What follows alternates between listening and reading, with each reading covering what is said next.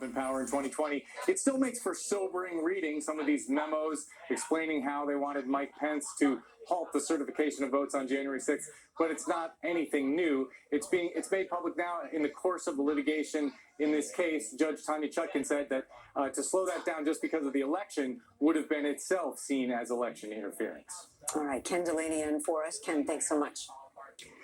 In Decision 2024, the Latino vote is getting a lot of attention as new NBC News polling shows their support for Democrats has slipped. In Republican strongholds like Texas, more Latino voters are supporting the GOP, and that might make a major difference in state and local races. NBC News correspondent Stephen Romo traveled to his home state of Texas to talk with voters there about their shift to the right.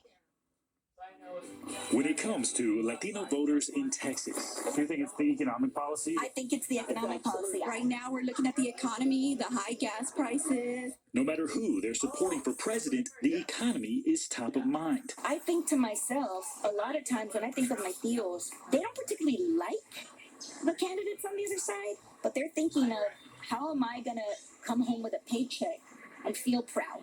Pew polling shows that the economy is the top issue for Latino voters nationwide.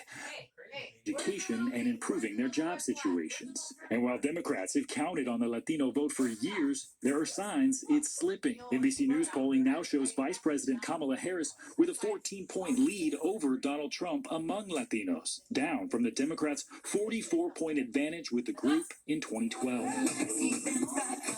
This event in San Antonio included music, making tamales, and organizing for Harris. While you listen about tamale making, you're going to be folding ballots. Attendees were not surprised that more Latinos are supporting Trump, but said the Democratic Party is still more in line with their values. I'm a gay Latina.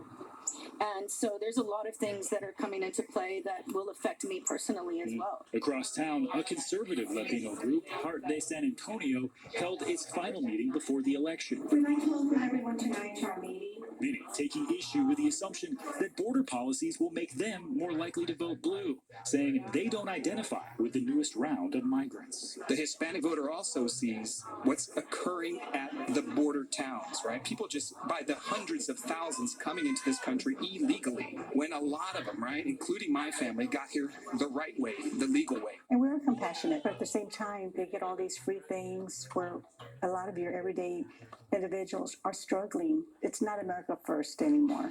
The evangelical vote is often talked about as separate from the Latino vote, but in Texas, the intersection of these identities is clear. We want Christian values, morals that are, conservative. Both Latino Democrats and Republicans we spoke to agree about putting family and finances first, but differ on who they think will help them do that. We always look at the family.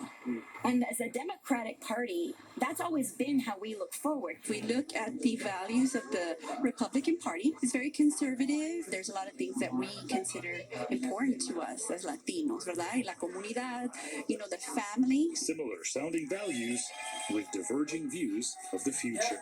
Stephen Romo, NBC News. You vote Trump, you're going to be deported. The leaves Latino? are changing. The fall foliage is on full display.